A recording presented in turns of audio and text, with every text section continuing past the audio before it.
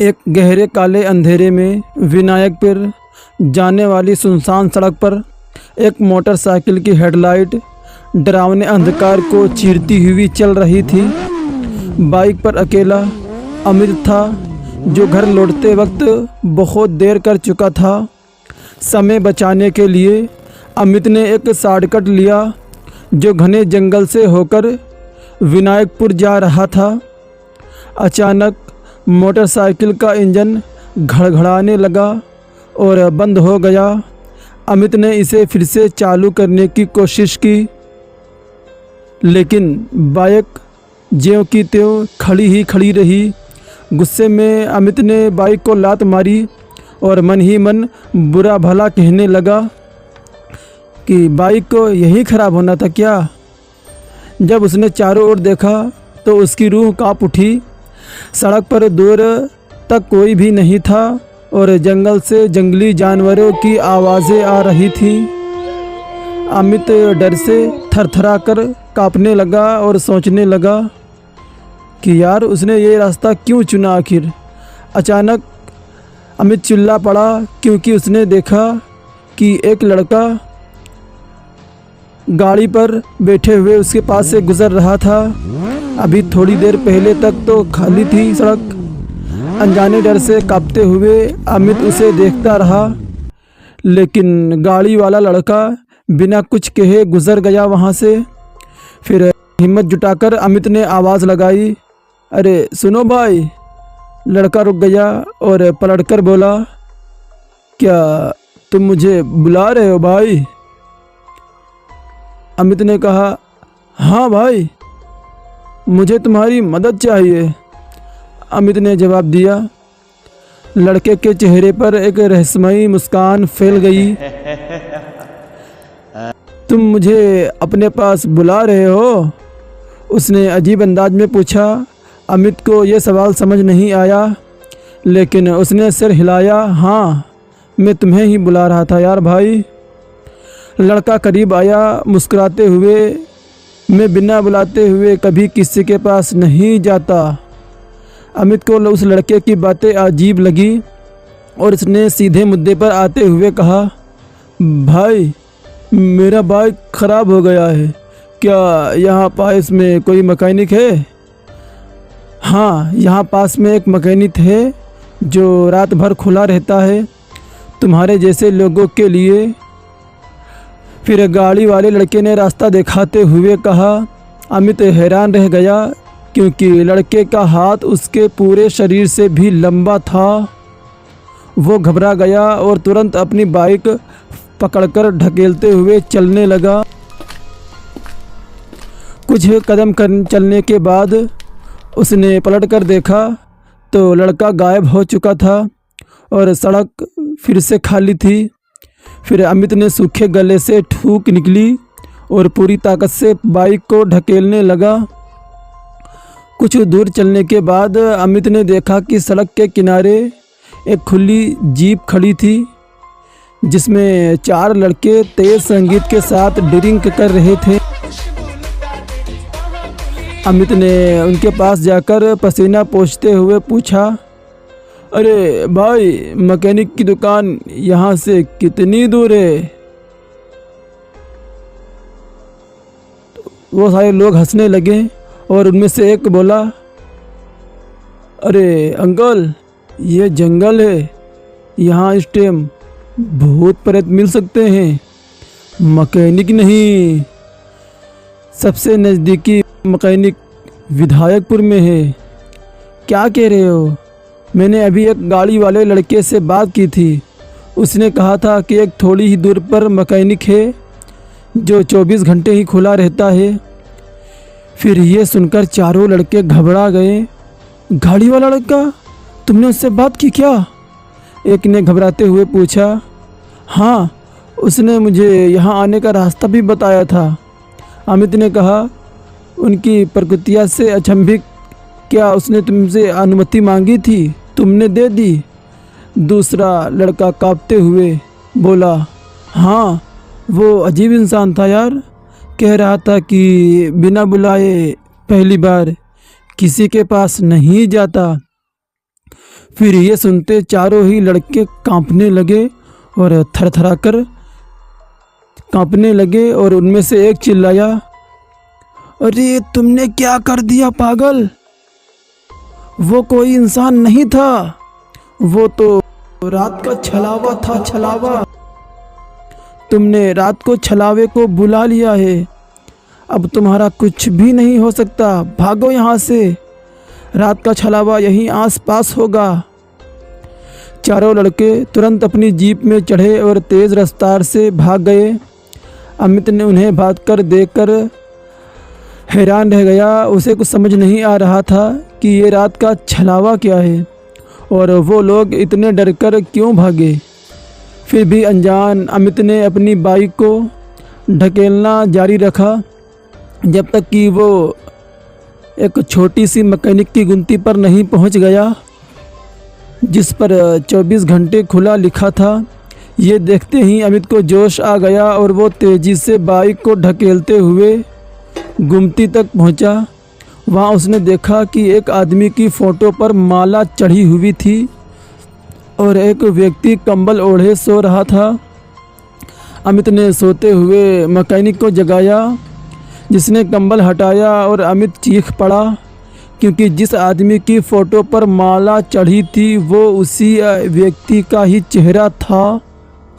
Mechanic हंस पड़ा और बोला, अरे भाई डरो मत, वो मेरा जुड़वा भाई था, हम बिल्कुल एक जैसे ही दिखते हैं, लेकिन वो अब इस दुनिया में नहीं है। मैकेनिक ने अमित की बाइक को लिया और जल्दी से ठीक कर दिया। बाइक को फिर से चलते देख अमित ने राहत की सांस ली। खुशी से उसने मैकेनिक को पैसे दिए और फिर पूछ पड़ा, तुम्हें पता है ये रात का छलावा क्या होता है? मैकेनिक मुस्कुराया और बोला, कहते हैं छलावा एक भटकती आत्मा होती है जो इंसानी शक्ल में शिकार करती है और उस इंसान की आत्मा को अपने जैसा बना देती है। रात का छलावा केवल रात में ही निकलता है और सुबह की पहली किरण के साथ उसकी शक्तियाँ ख़त्म हो जाती हैं और वो अंधेरी जगह में छिप जाता है। अमित सोच में पड़ गया तो कहते हैं इस जंगल में एक लड़का गाड़ी पे मिलता है जो रात का छलावा है। तुम तो यहाँ रात भर रहते हो, कभी वो गाड़ी वाला लड़का मिला नहीं? मैकेनिक हंस पड़ा और बोला, अरे भाई ये सब कहानियाँ हैं, भ्रम है। अगर सच में कोई रात का छलावा यहाँ भटकता तो मुझे भी दिखता ना। मैं तो यहाँ पिछले 1000 साल से बैठा हूँ। अमित घबरा गया, 1000 साल? तुम मुझे डरा रहे हो ना? अचानक मैकेनिक की आवाज़ बदल गई, उसकी आंखें बेजान हो गईं और वो खरखराते हुए बोला, आओ अमित, मैं तुम्हें अपनी दुनिया दिखाता हूँ। अमित चीख पड़ा, वो इसका नाम कैसे जानता था? फिर मैकेनिक उसकी ओर बढ़ा और घबराकर अमित ने अपनी बाइक स्टार्ट की और तेज़ रफ्तार में भाग निकला। दूर जाकर जब अमित ने पलट कर देखा तो उसने राहत की सांस ली कि वो शैतानी आत्मा उसका पीछा नहीं कर रही थी। अब मैं इस रास्ते पर कभी भी नहीं आऊँगा, अमित ने खुद से वादा लिया। तभी अमित ने पूरी ताकत से ब्रेक लगाया और सामने देखकर उसके रोंगटे ही खड़े हो गए। गाड़ी पे वही रात का छलावा उसके सामने खड़ा था। ये कैसे हो सकता है? उसने तो उसे मीलों पीछे छोड़ दिया था। तभी अमित की नज़र मील के पत्थर पर गई जिस पर लिखा था विनायकपुर 10 किलोमीटर। ये कैसे हो सकता है?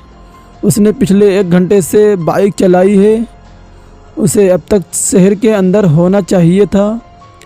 फिर अमित को समझ आया कि ये छलावा का भ्रम था। फिर उसने बाइक को स्टार्ट की और गाड़ी वाले की ओर स्पीड बढ़ाई।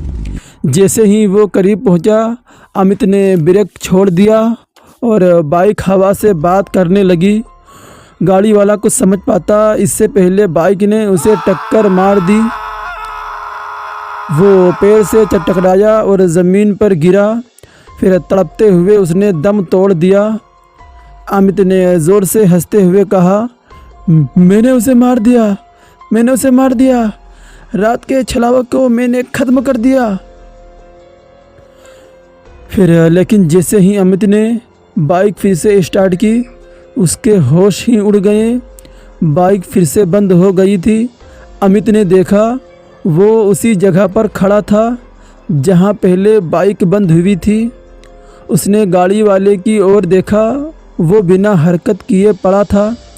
राहत की सांस लेते हुए अमित ने फिर से बाइक ढकेलना शुरू कर दिया।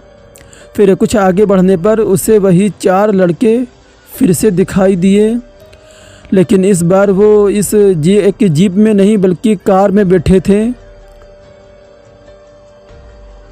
डर से कांप रहा अमित उसके पास गया और बोला, यार मैंने रात के छलावे को मार दिया, अब वो किसी को परेशान नहीं करेगा।